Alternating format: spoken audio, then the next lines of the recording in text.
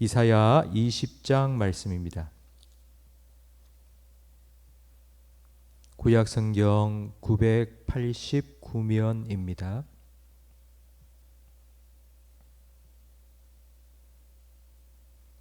이사야 20장 1절부터 6절까지 한 절씩 교독하겠습니다. 아수르의 사르곤 왕이 다르단을 아스돗으로 보내매 그가 와서 아스돗을 쳐서 취하던 해니라.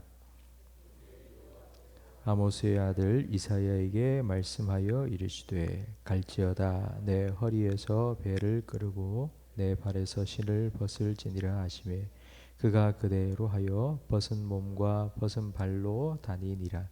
여호와께서 이르시되 내 종 이사야가 3년 동안 벗은 몸과 벗은 발로 다니며 애굽과 구스에 대하여 징조와 예표가 되었느니라. 이와 같이 애굽의 포로와 구스에 사로잡힌 자가 아수르 왕에게 끌려갈 때에 젊은 자나 늙은 자가 다 벗은 몸과 벗은 발로 볼기까지 드러내어 애굽의 수치를 보이리니 그들이 바라던 구스와 자랑하던 애굽으로 말미암아 그들이 놀라고 부끄러워할 것이라. 이날에 해변 주민이 말하기를 우리가 믿던 나라 곧 우리가 아수르 왕에게서 벗어나기를 바라고 달려가서 도움을 구하던 나라가 이같이 되었은즉 우리가 어찌 능히 피하리요 하리라. 아멘. 지금 우리나라 중부 지역은 지금 홍수 때문에 엄청난 피해를 지금 겪고 있습니다. 또 오늘부터 100mm가 넘는 그런 집중호우가 또 시작될 거라고 합니다. 뉴스를 통해서 여러분 보셨죠? 그 홍수가 정말 무서운 것 같습니다. 남은 게 없이 완전히 다 물로 덮어버리고 그리고 또 산사태까지 나서 참 심한 피해를 지금 겪고 있습니다. 아수르가 바로 이런 홍수와 같습니다. 아수르가 갑작스럽게 홍수와 같이 들이닥쳐서는 열국을 다 삼켜버리고 있는데 1절 말씀에 보니 아스돗 쳐서 취하였다고 되어 있습니다. 이 아스돗은 블레셋의 한 도시입니다. 그러니까 블레셋은 이스라엘 바로 옆에 붙어 있는 이웃 나라입니다. 그러니까 아스돗까지 정복을 했으니 그 다음 차례는 유다가 될 게 뻔합니다. 임진왜란 때에 우리나라 선조 임금이 중국 명나라에게 원군을 요청했듯이 유다도 풍전등화와 같은 국가의 위기 앞에서 유다 정치 지도자들은 애굽에게 좀 원군을 청하자라는 분위기가 형성되었습니다. 그때 하나님께서 이사야에게 말씀하십니다. 너 배로 묶은 그 허리띠 풀고 신발을 다 벗어라. 이사야는 하나님의 말씀에 순종해서 벗은 몸과 벗은 발로 3년 동안 살았습니다. 이 벗은 몸은 수치의 상징이고 그리고 벗은 발은 아무것도 신발을 신지 않았다는 건 노예가 되었다는 의미입니다. 하나님께서 왜 이런 명령을 이사야에게 내리셨는가 하면 3절 말씀에 나와 있는데 여호와께서 이르시되 나의 종 이사야가 3년 동안 벗은 몸과 벗은 발로 다니며 애굽과 구스에 대하여 징조와 예표가 되었다고 하십니다. 그러니까 애굽과 구스가 장차 어떻게 될 것인지를 이사야의 모습을 통해서 하나님 보여주셨습니다.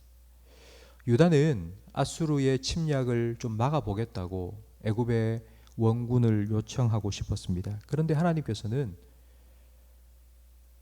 애굽을 의지하지 말라고 말씀해 주신 겁니다. 너희가 의지하려고 하는 그 애굽이 어떻게 될 것인지를 이사야를 통해 보여주셨습니다. 4절 말씀처럼 이사야가 벗은 몸과 벗은 발로 3년 동안 다닌 것처럼 애굽과 구스가 아수르에 멸망당해서 그 백성들도 이사야처럼 벗은 몸과 벗은 발로 포로로 끌려가게 될 것이라고 하나님께서는 말씀해 주신 것입니다.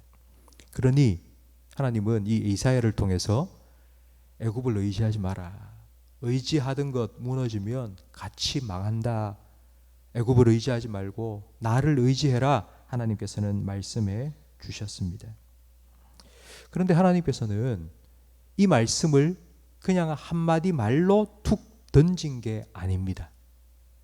3년 동안이나 이사야의 삶을 통해서 매일매일 말씀해 주시고 또 말씀해 주셨습니다. 그냥 한마디 말로 쓱 지나간 게 아니라 3년 동안 보여주셨습니다. 이사야의 삶을 통해서, 이사야의 모습을 통해서 보여주셨습니다. 이사야가 3년 동안 고생한 보람이 있었습니다. 그 당시 유다 왕이었던 히스기야 왕은 애굽의 원군을 요청하지 않았습니다. 아수르가 침입해 들어왔을 때에 히스기야는 그 선전 포고문을 들고 하나님 성전에 올라갔습니다. 그리고 그 앞에 펼쳐놓고는 하나님 도와주세요, 하나님 우리 살려주세요. 왕이 하나님 앞에 엎드려 기도했고 하나님께서는 그 기도에 응답해 주셔서 아수르의 18만 5천 대군이 하룻밤 사이에 다 송장이 되게 하셨습니다. 하나님께서는 하나님을 의지한 유다를 구원해 주셨습니다. 아수르는 홍수처럼 열방을 밀고 들어왔습니다. 블레셋도 아수르의 침략 앞에 망했고, 그리고 애굽과 구스도 다 망했습니다. 그런데 그 홍수 속에 딱 한 나라만 살아남았습니다. 그 나라가 유다입니다. 유다가 살아남은 이유는 운이 좋아서가 아닙니다. 유다가 하나님을 의지했기 때문이고 하나님께서 유다를 구원해 주셨기 때문입니다.